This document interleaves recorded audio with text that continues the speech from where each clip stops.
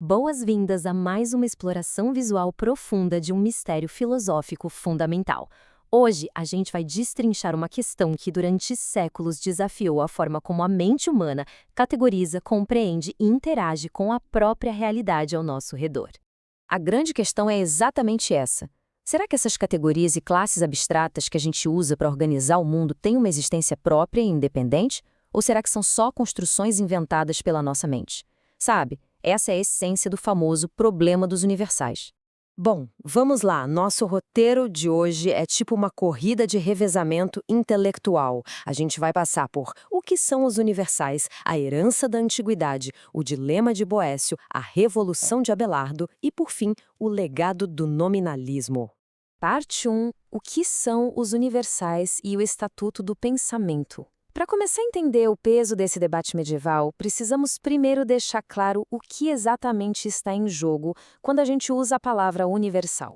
Investigar os universais é, no fundo, investigar o próprio pensamento humano. Em termos bem simples, significa entender se os conceitos muito amplos, como humanidade, justiça ou beleza, existem de verdade no mundo físico, ou se isso tudo vive apenas dentro da nossa cabeça, como um jeito do cérebro processar as informações.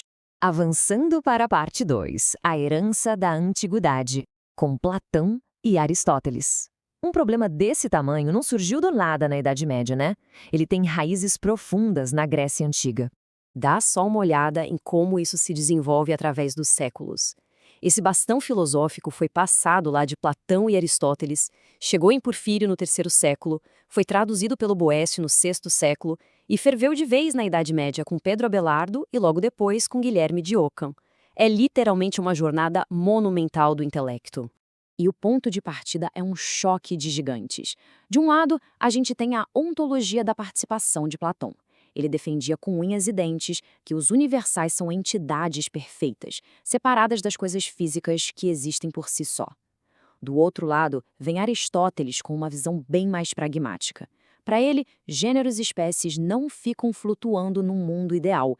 Eles são conceitos que não existem fora da mente, mas que revelam características essenciais dos indivíduos. Basicamente, Aristóteles dizia que um universal é aquilo que tem a aptidão natural de ser dito sobre vários sujeitos.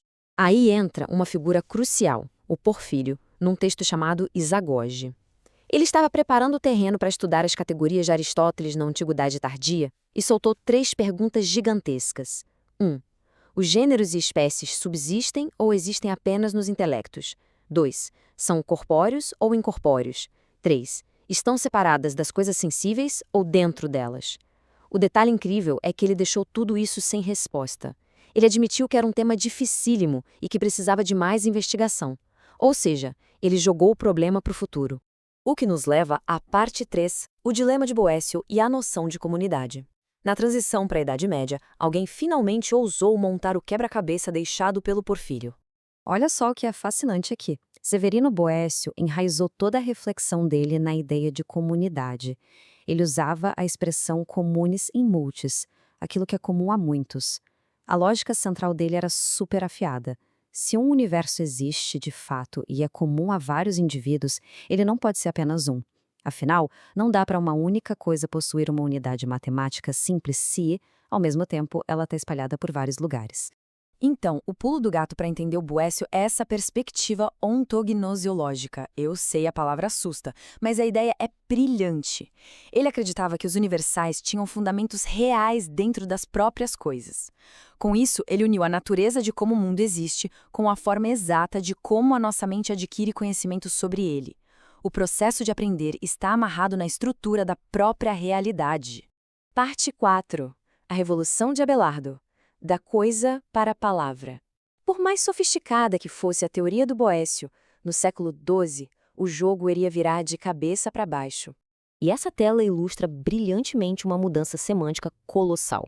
Enquanto Boécio e a tradição antes dele tratavam os universais como réis, ou seja, coisas ou fundamentos físicos que estruturam a realidade, o Pedro Abelardo chutou a porta.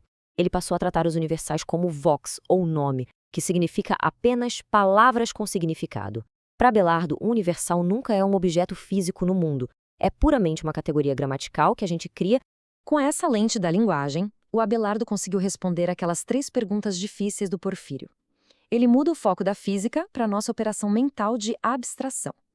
Para ele, na vida real, matéria e forma andam sempre juntas. Mas a nossa mente é capaz de focar a atenção só na forma, deixando a matéria de lado. Então, no mundo físico, um universal é só o som da palavra saindo da nossa boca. Já na mente, conceitualmente, é o significado abstrato que a gente guardou.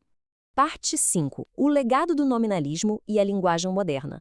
Essa mudança radical do mundo palpável para o mundo da linguagem abriu caminho para a última etapa dessa corrida de revezamento.